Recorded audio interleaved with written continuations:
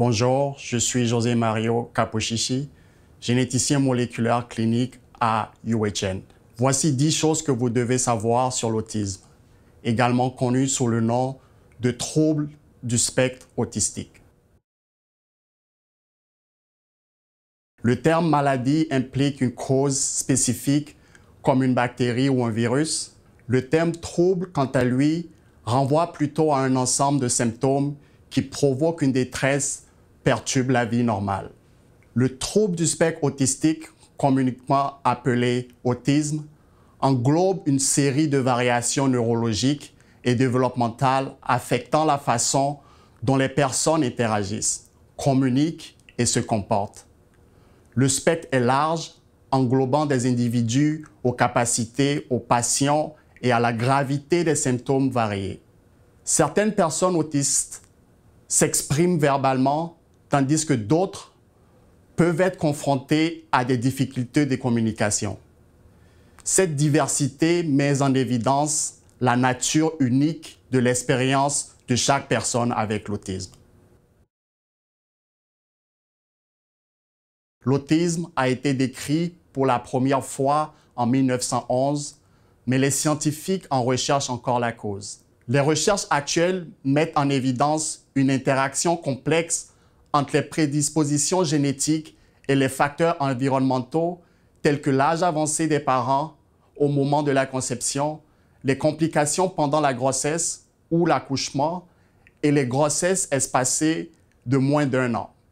Cette combinaison peut augmenter la probabilité qu'un enfant soit atteint d'autisme. Toutefois, il est essentiel de comprendre qu'il s'agit de facteurs de risque et non de causes directes. La distinction est importante car si certains éléments peuvent augmenter la probabilité de l'autisme, ils n'en garantissent pas l'apparition. L'un des symptômes est la façon dont la communication est affectée.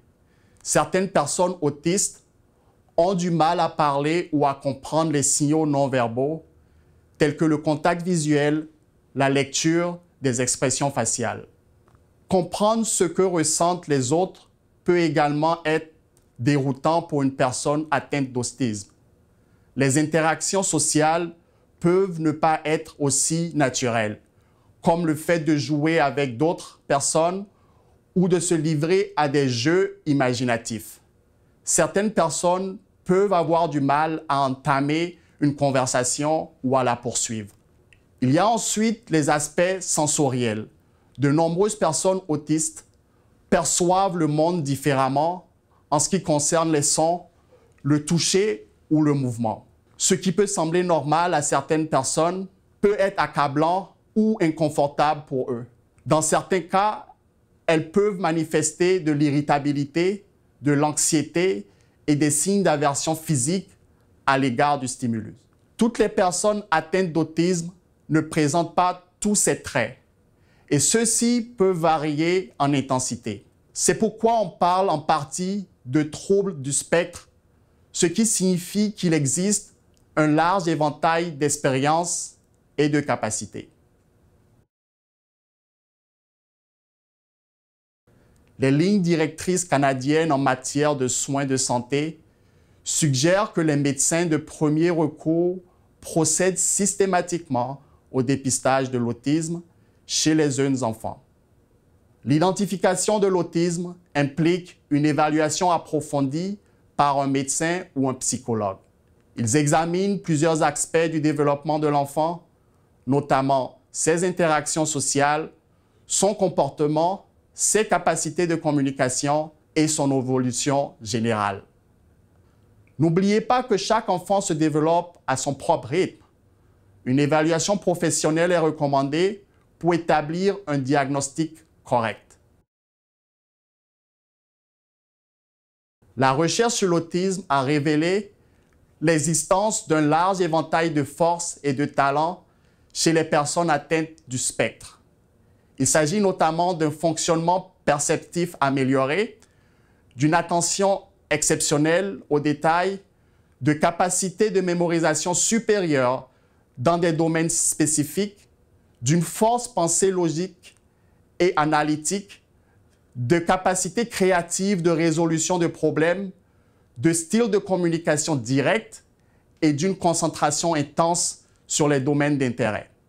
Des études menées par des chercheurs tels que Laurent Mautron, Simon Baron-Cohen et Catherine Best ont mis en évidence des avantages dans des tâches telles que la reconnaissance des formes, la systématisation d'informations complexes et la génération d'idées uniques. Toutefois, il est essentiel de reconnaître que ces talents varient considérablement d'une personne autiste à l'autre et que toutes ne présentent pas ces points forts spécifiques. Cette recherche met en évidence les domaines potentiels d'excellence dans l'autisme sans généraliser à l'ensemble des personnes autistes. La thérapie comportementale pour les personnes autistes ayant des problèmes de développement ou de comportement peut être menée en groupe ou en tête-à-tête avec un thérapeute. Il peut s'agir de développer les aptitudes sociales, d'améliorer la conscience émotionnelle, de se préparer à un environnement scolaire ou professionnel, d'améliorer les capacités de communication, de favoriser une plus grande indépendance dans les activités quotidiennes et de s'attaquer aux comportements d'automutilation lorsqu'ils existent. Un plan d'enseignement individualisé, ou PEI, est une approche personnalisée visant à soutenir les élèves autistes dans leur environnement d'apprentissage. Ce processus de collaboration implique que l'élève, les personnes qui s'occupent de lui et les éducateurs travaillent ensemble pour identifier les besoins spécifiques et créer un plan de soutien complet. L'orthophonie est une ressource importante pour les personnes atteintes d'autisme, car elle s'adresse à la fois aux communicateurs verbaux et non verbaux. Ces programmes personnalisés visent à améliorer diverses aptitudes à la communication, notamment à demander de l'aide, à engager des conversations, à utiliser des dispositifs de sortie de la parole, à améliorer les interactions sous forme de questions-réponses et à développer l'alphabétisation et la capacité à raconter des histoires. Il existe également des ressources pour les familles, les parents et les membres de la famille peuvent apprendre de nouvelles façons d'interagir et de jouer avec leurs enfants afin de promouvoir les compétences d'interaction sociale, d'apprendre à prendre soin de soi et d'aider les enfants à améliorer leur capacité à communiquer. Rappelez-vous qu'il ne s'agit pas de changer l'enfant, mais plutôt de lui donner des outils pour naviguer dans le monde d'une manière qui lui convienne. Plus nous commençons tôt, plus ils ont de temps de pratiquer et de développer ces compétences.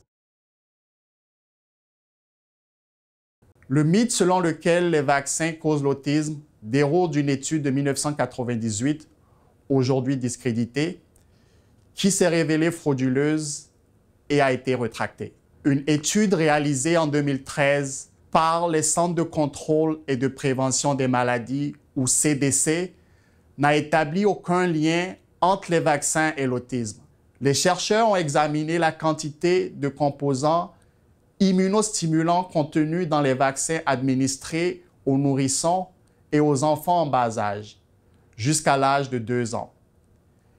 Ils ont constaté que les enfants autistes et non autistes recevaient le même nombre d'antigènes de vaccins, ce qui confirme la conclusion selon laquelle les vaccins ne causent pas l'autisme. Les stéréotypes sociaux ont perpétué l'idée que les personnes autistes ne ressentent pas d'empathie ou d'émotion. La recherche suggère que les difficultés à identifier et à exprimer les émotions, une condition appelée alexithymie, peuvent être confondues avec un manque d'empathie chez certaines personnes autistes. Une étude de 2014 décrit comment les personnes autistes peuvent exprimer leurs émotions différemment, ce qui conduit à une mauvaise interprétation de la part d'observateurs non autistes. La recherche bat en brèche le mythe selon lequel les personnes autistes détestent universellement le changement. Les études montrent que les personnes autistes, comme les personnes non autistes, réagissent différemment au changement. Nombre d'entre eux apprécient la nouveauté, en particulier dans leur domaine d'intérêt, et s'adaptent bien avec un soutien approprié. Les réactions au changement dépendent souvent du contexte et peuvent être influencées par la manière dont les changements sont introduits. Ce qui apparaît comme une résistance au changement peut être une anxiété liée à l'imprévisibilité ou à des sensibilités sensorielles. Il est important de noter que de nombreuses personnes autistes déclarent apprécier les changements qu'elles initient elles-mêmes et qu'elles acceptent avec enthousiasme les changements liés à leurs intérêts particuliers. Ces données mettent en évidence la complexité et l'individualité des expériences des autistes face au changement, remettant en cause les stéréotypes trop simples. La recherche met en cause l'idée fausse selon laquelle les personnes autistes n'ont pas envie de se lier d'amitié. Des études montrent que de nombreuses personnes autistes expriment un fort désir de relations sociales, préférant souvent des amitiés profondes et de qualité à de nombreuses connaissances occasionnelles.